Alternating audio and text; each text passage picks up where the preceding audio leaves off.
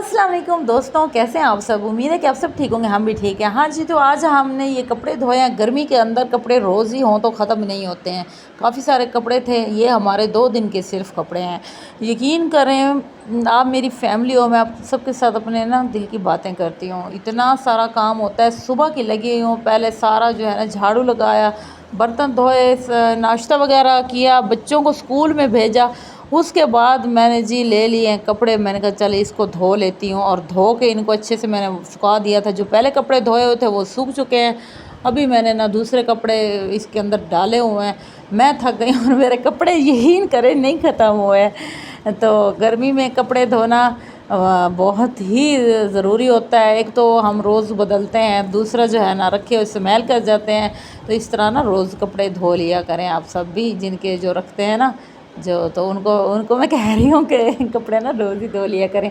अच्छा जी, इनको अच्छे से निचोड़ के मैं डाल रही थी।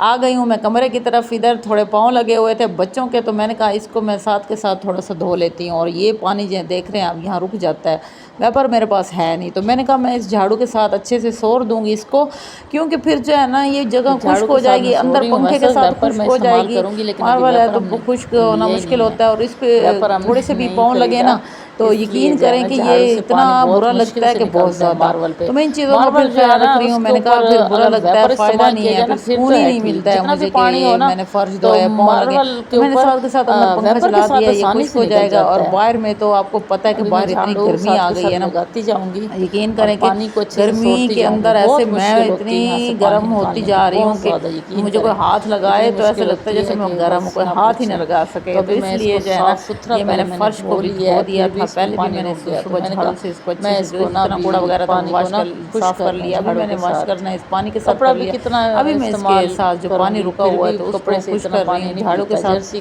बताया कि वेपर मेरे पास है नहीं, वेपर होता तो उसके साथ थोड़ी आसानी हो जाती। वेपर मैंने खरीदने में क्या करूँ।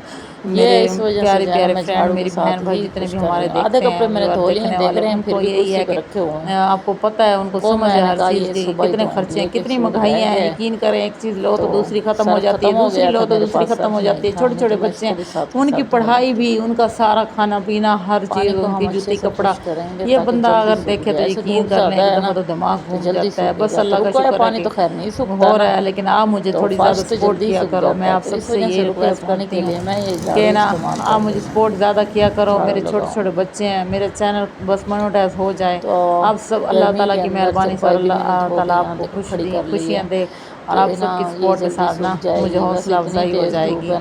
अभी मैंने धोई थी 5 से 10 कितने मिनट काम थे, सुबह से लेकर शाम हो जाती है, काम ख़त्म नहीं होते हैं।